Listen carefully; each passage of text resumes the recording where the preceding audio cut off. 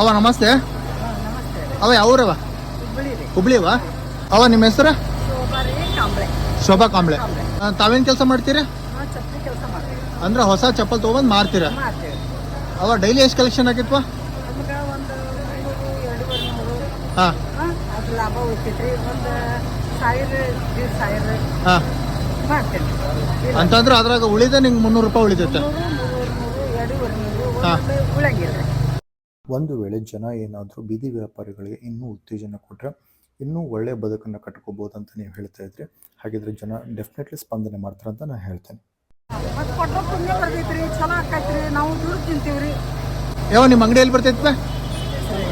Chennamma circle. ನಮ್ಮ circle ಹಾ, hotel central cafe ಮುಂದ್ಗಡೆ. ಕಡೆ. ಓಕೆ ಸರಿ. ಅವ ಜನ ಏನಾದರೂ ನೋಡಿದ್ರ ನಿಮ್ಗೇನಾದರೂ ಸಹಾಯ ಮಾಡ್ತಾರ, ನನ್ನ ಕಡೆಯಿಂದ ಅವ್ರಿಗೆ ವಿನಂತಿ ಮಾಡ್ಕೊಳ್ತೇನೆ.